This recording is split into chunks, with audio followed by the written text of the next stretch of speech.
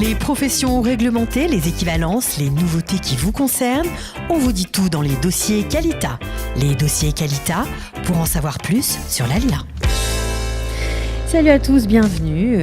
J'espère que vous avez tous téléchargé l'application Studio Qualita sur App Store ou Google Play. Peut-être que mon invité ne l'a pas encore fait, mais je suis sûre qu'en sortant du studio, il va le faire. Je ne savais pas que ça existait. Et ben voilà, comme ça, l'information est donnée. Il s'appelle Bruno Rosenblum.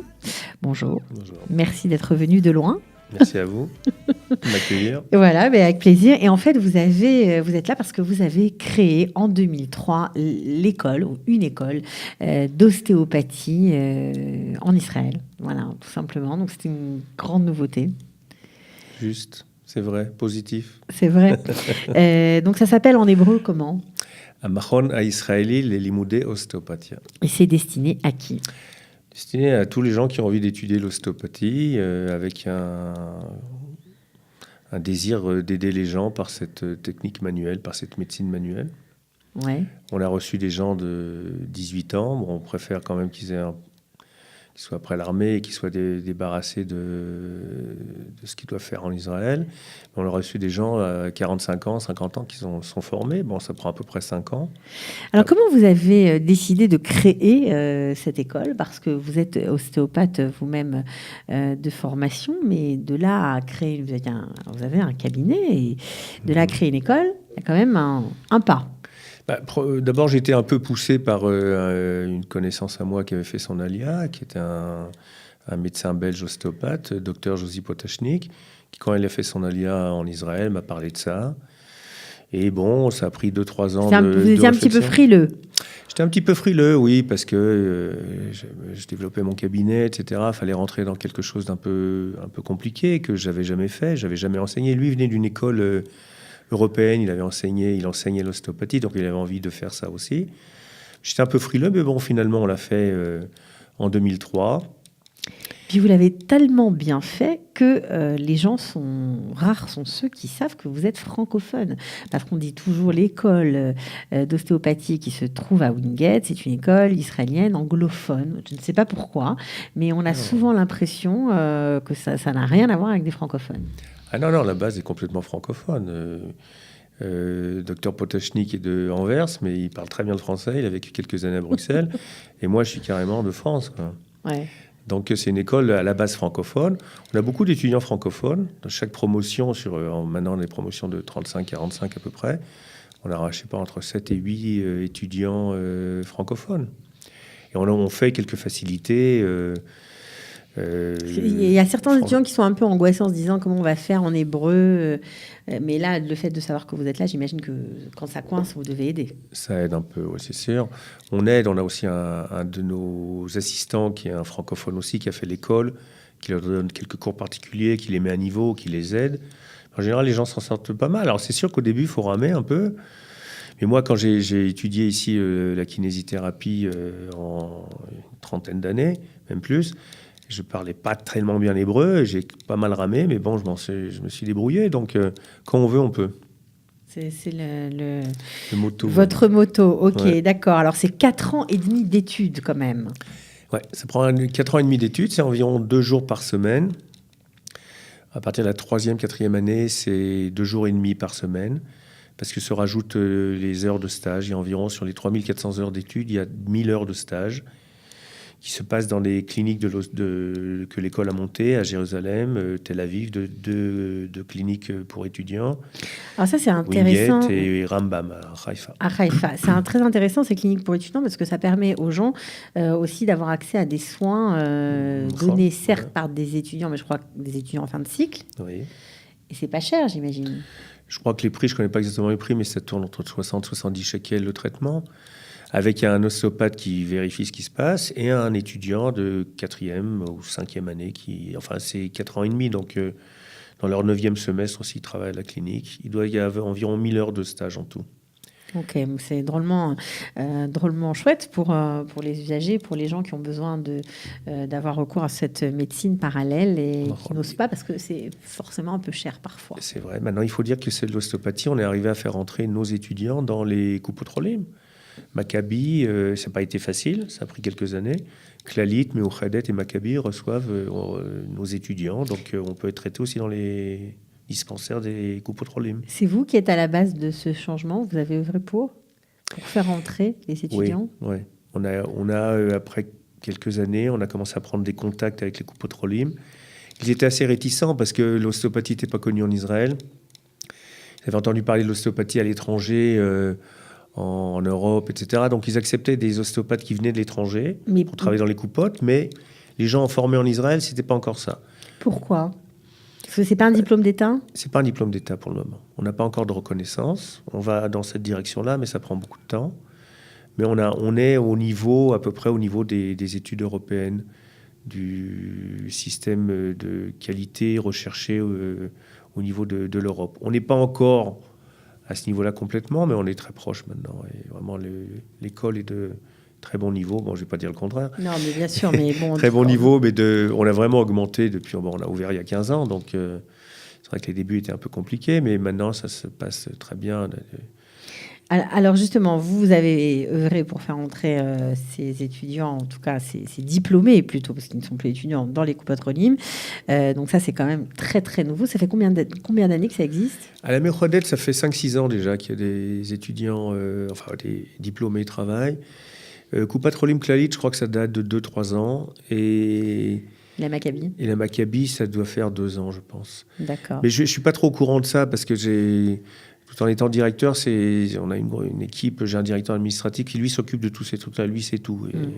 Alors oui, vous avez créé l'école et vous continuez à la diriger. Il y a combien de professeurs qui donnent cours chez vous ? On a environ 15 profs. D'accord. On a aussi environ 10 assistants.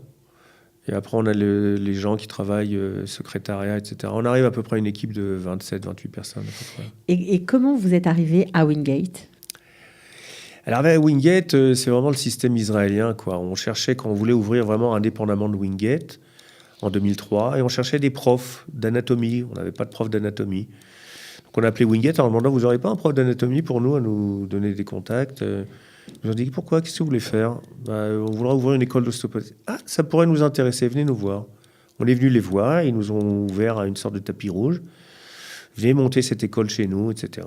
Et voilà, c'est ce qu'on a fait. Alors, vous êtes chez eux, on va dire, mais vous êtes quand même indépendant. Vous n'avez rien à voir indépendant. Avec Wingate. On est chez eux, ils nous coûtent pas mal d'argent, parce que c'est pas gratuit tout ça. Vous soignez leurs athlètes ?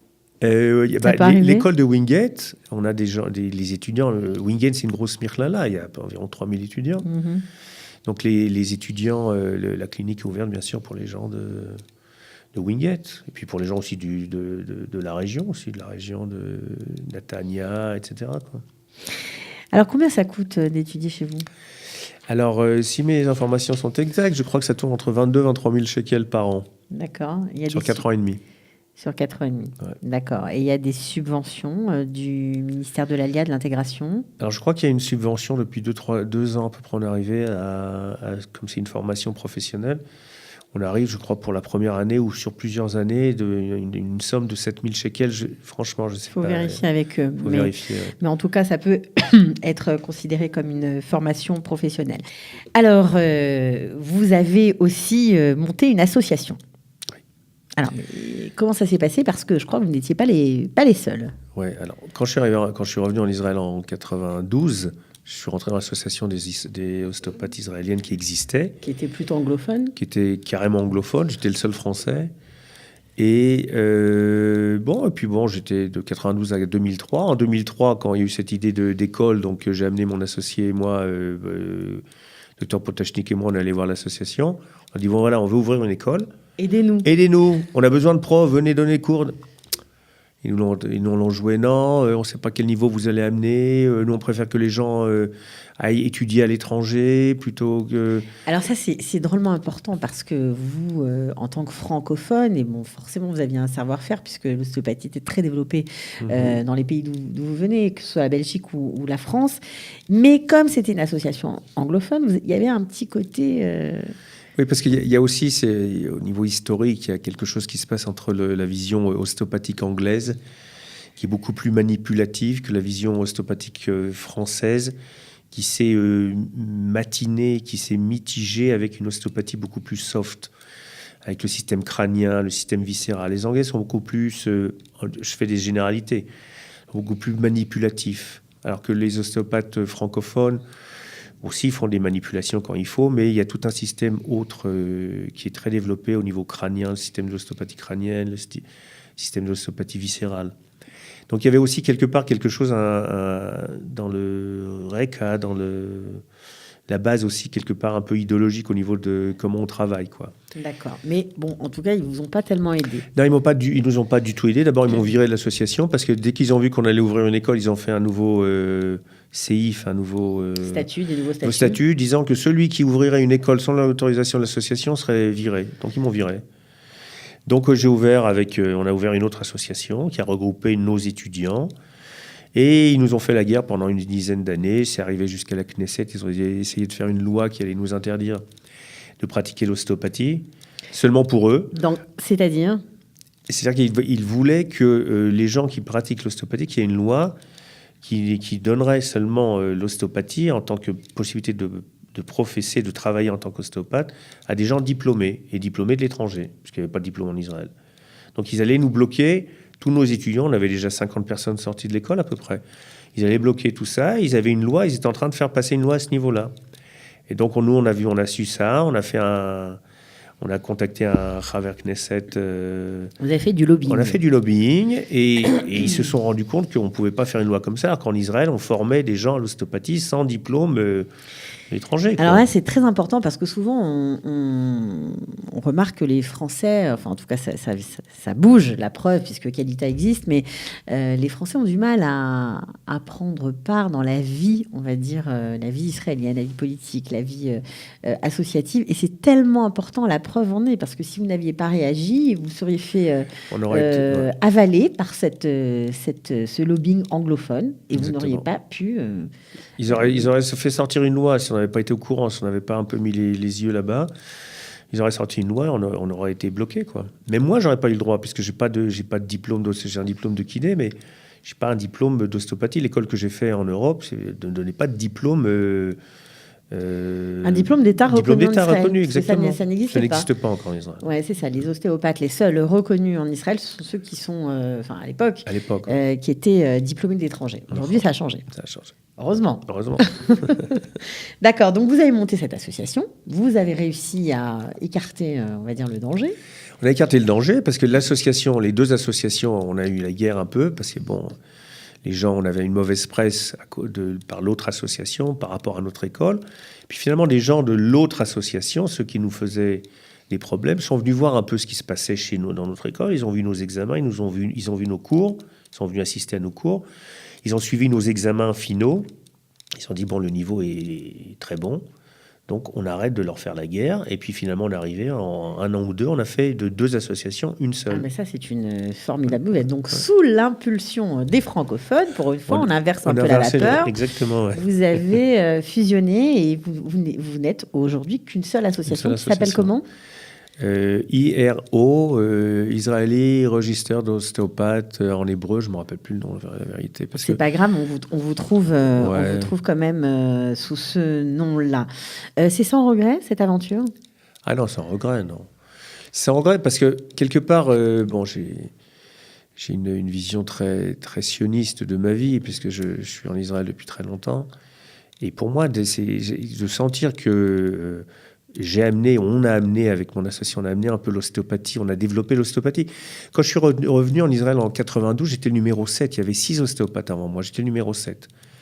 Maintenant, il y a une alia qui s'est faite avec beaucoup d'ostéopathes sont montés, mais notre école a sorti à peu près sur les 10 promotions qui ont terminé, environ, 150 ostéopathes peut-être.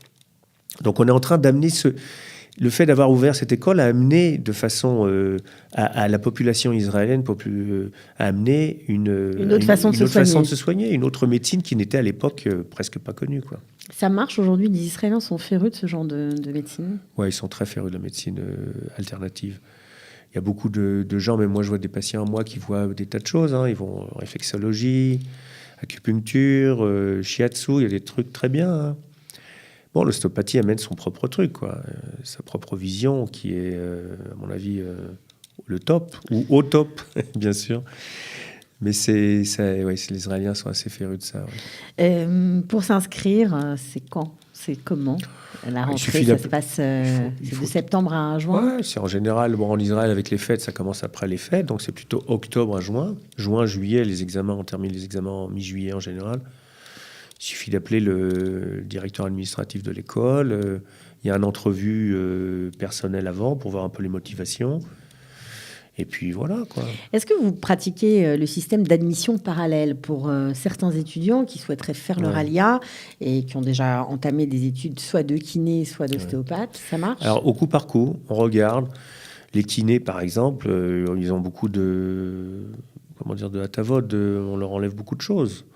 Au niveau ils ont beaucoup d'équivalence, de facilité, on leur enlève des cours, etc.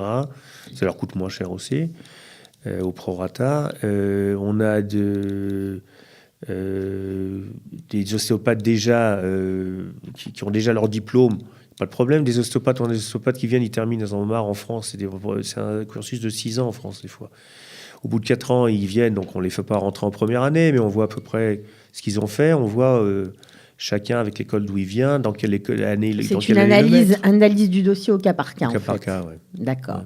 Bon, écoute, en tout cas, on était ravis de vous accueillir et de mettre en lumière votre école, mais aussi l'association des ostéopathes, parce que franchement, c'est une belle victoire francophone, on va dire ça comme ça, et on est content pour vous et pour nous aussi, il faut bien le dire. Voilà, merci d'être venu et à très bientôt. Merci, de rien. Bonne journée.